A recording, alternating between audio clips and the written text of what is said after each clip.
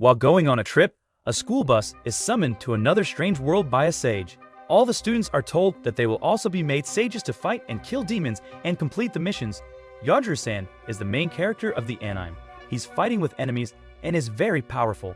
He is searching for a girl named Asaka-san, and soon he reaches her. Asaka-san is caught by a woman who asks Yogiri-san not to move.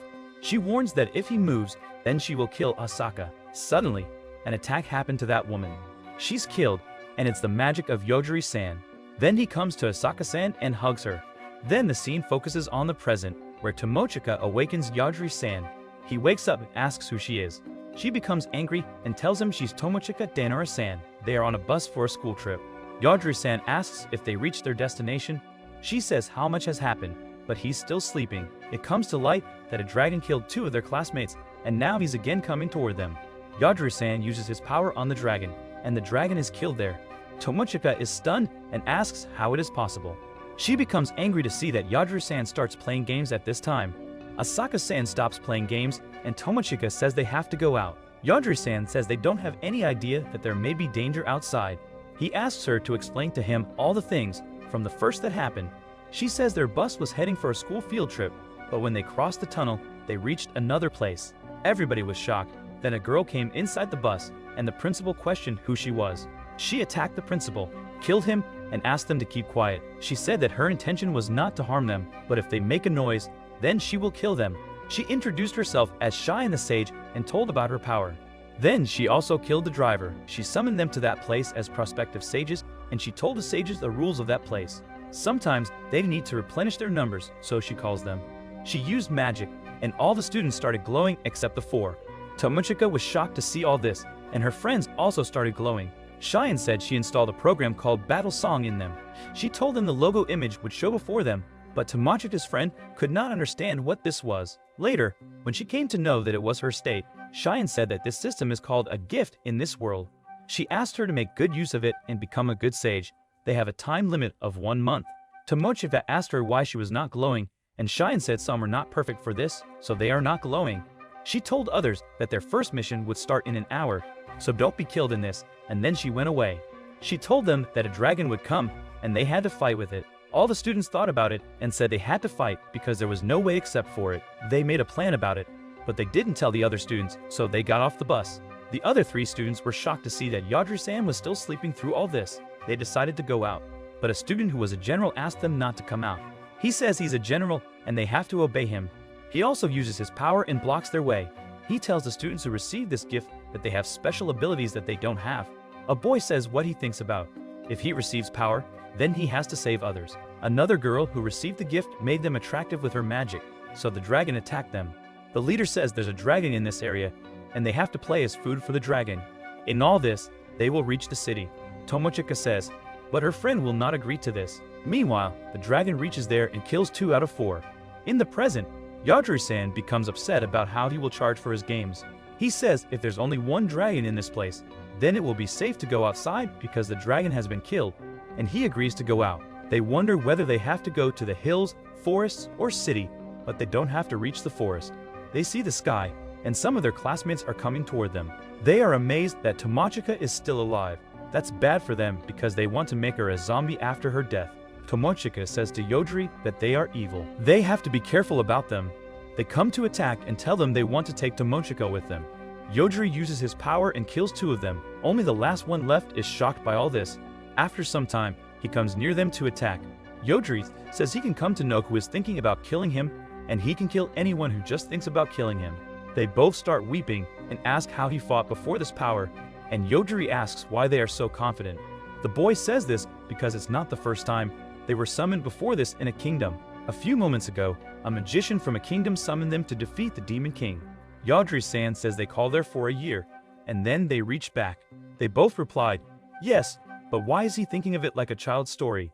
It's a real incident. Tomochika doesn't think that they have been absent for a year from the school. The boy says when they reach back, they come to know it's been only a while. After this, Yogiri is going to kill him, but he starts weeping.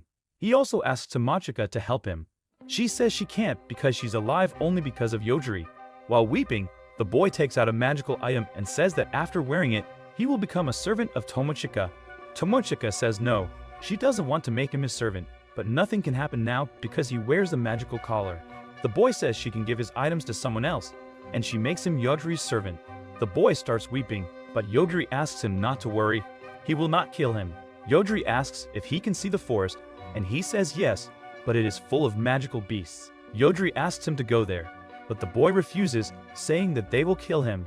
Yogiri orders him to leave all his precious baggage there, and he does it. Tomochika asks if he's doing right, and Yogiri says they can't believe him because he may cheat them at any time. Yogiri-san says he will think about it later, but she asks if he may have any reason. She says they both couldn't talk much to each other before, but he saved her. Yogiri-san replied that because she was so soft, she became shy and asked why all the boys were the same. The scene shifts to Cheyenne, who is lying on her bed peacefully, and a man enters the room. He came to give her a report on prospective sages. She knew that they had completed their first mission, but what happened next? The man informs her that the children complete their mission and kill the dragon, but 4 of them are killed. Cheyenne thinks those 4 must be people who don't have any ability, but the men say 2 of them are from S rank and 2 are others who don't have any ability. She is shocked and says she doesn't think like this. She asks how it would be possible, and the man says they were all killed without any warning. He wonders if anyone may have an instant death ability, but Cheyenne says it's very shocking, but she doesn't think to make them alive.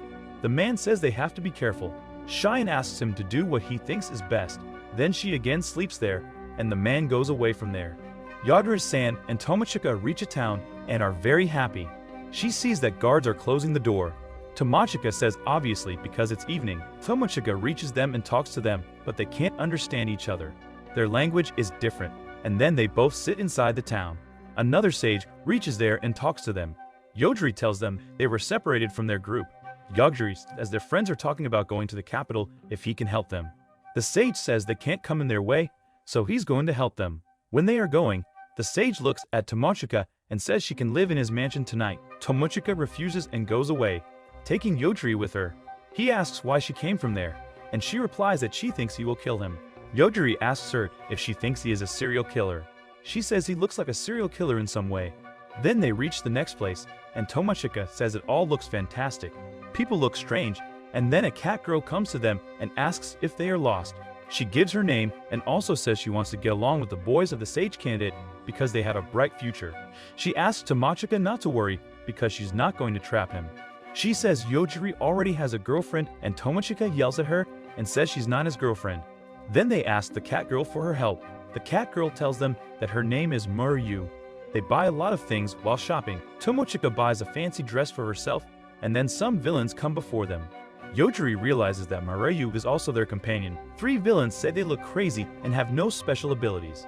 Yogiri asks them if they want money. After a while, Yogiri-san uses his instant death power, and they are killed.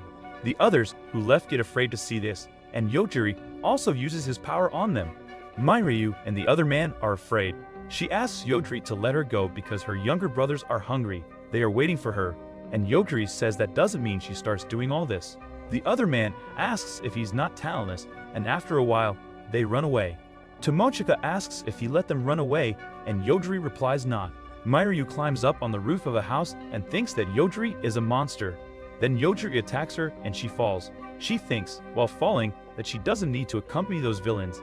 The other man is also dead. When they are about to leave, some guards reach there and ask about them. They disobey, but the guard says they have already seen them while killing them. Tomochika says that if they are looking for them, then why don't they come for their help? The guard, Adelgard, tells them they want to leave their base where they used to live. The other boy tells his master that they don't look like they have received any gifts. The guard, Adelgard, says one of the robbers is still alive, and then the boy apologizes from their master's side. Yogiri asks them not to worry and tells them where to live at night. The scene shifts to the place where they have to live. Tomochika is so happy and says the place looks like a castle. Yogiri says she can share her room, but she becomes shy. She enters her room, and it's so big. She's thinking about Yogiri, and suddenly a woman appears there, and Tomochika calls her big sister. She thinks about how her sister enters this world. The woman tells her that she's not her sister. She's Mokomoko, the wife of the founder's son of Dainora School. She's her guardian, and she's also a spirit. She comes there because the situation is an emergency, so she has to come for her help. Tomochika asks why she didn't come before for her help. Mokomoko says if she comes, then the boy with her will kill her because he's very dangerous. Tomochika asks if his magic works on spirits, and she says yes. Mokomoko tells him about her. She says she's also the one who saves her from the gift of Cheyenne. Tomochika gets angry and asks why she does this. Mokomoko asks if she wants any suspicious things in her. If Cheyenne installs the battle program in her, then she has to live according to her. The spirit says she will protect her from everything, and her wish is to bring her home safely. Tomochika says she also wants to go to the real world because, in this world, she has to depend on Yogiri. The spirit says she can then teach the true art of their school. Its name will be, "My guardian spirit is the strongest. This other world doesn't stand a chance against me." On the other hand, Yogiri could not sleep at night. Tomochika says now they have to find other fellows. He met with Celestina. Yogiri says she's searching for their friends tomorrow and also uses the language translator and makes a charger for him. She gives them tickets for the capital and says they have to go at noon. Yogiri thanks her and gives her the treasure. He asks if she can keep it for him. Tomochika thinks that's too much. She could not handle all this, but Celestina says she will keep it. On the way, Fukushima asks Mokomoko why she doesn't sit with Yogiri. The spirit says he's very dangerous, and then Tomochika asks Yogiri if he can see Mokomoko. Yogiri says yes since she tells him about her, and then he asks her to sit with her. Yogiri says, according to Celestina, their classmates are moving around primeval forest to train. Tomochika asks how she knows so much about them. She asks about who she is, but Yogiri senses something and saves her, and the top of the train blows off due to the attack. The scene shifts to Edelgard. He becomes blind because Yogiri uses his magic on his eyes, and the girl takes out his eyes. After this, she uses her power, even though he is unable to see. Lady Lane is shocked, and then she bites him and sucks his blood. His physical appearance starts changing. The boy tells him about her, and it comes to light that she's a vampire. Her blood is originally high class, and she's a high-ranking undead. Whenever she bites anyone, his physical abilities improve so much. The thief becomes powerful, but he falls after a while. Lane says it also doesn't work. Then a man opens the door and comes inside. A boy estimates his power. An alarm rings on the train, and Yogiri and Tomochika come to know that a sage and an aggressor are fighting. Tomochika thinks about what's going on, and Yogiri says he doesn't think that they are after them. Then they see a robot that's an aggressor, but Yogiri asks where's the sage. Tomochika shows him the sage. From so far, they both are fighting with each other. Yogiri is amazed that she can see them from so far away, and Tomochika asks him to kill them because they are coming their way. Yogiri says he can't use his power like this. If he starts doing this, then he will kill everyone. The sage throws the aggressor at them. There are a few owls there, and the sage asks them to run away. He starts using his ice magic and starts freezing them, but Yogiri takes a side with Tomochika. The scene shifts to Lady Lane, and a boy named Ian attacks her. Adelgard is amazed that nothing happened to her. The boy Ian says she will kill all the sages. Lane asks why she's attacking her. He has to kill the demon, but Ian uses a powerful attack and blasts the whole place. Then Yogiri asks why he's fighting with them, and then he kills the sage. The aggressor reaches there and talks with them. They ask how to go back home, but he doesn't know. Ian comes to know that Lane is still alive, but she doesn't kill him. Adelgard, with a boy, sees Sentaru Sage. Cheyenne and Lane tell each other that Yogiri and Tomochika killed the sage. Cheyenne says she will allow her to drive into darkness, and then she goes away. Lane calls Masayuki and says to send an immortal army to Hanabusa. In the next scene, Yogiri is very tired, and Tomochika asks why he doesn't take the help of a robot. Yogiri replied that if anyone sees them with robots, then it can create a problem for them. Soon, Mokomoko reaches there and shows them a sword made of a robot. She tells them they can transform anywhere.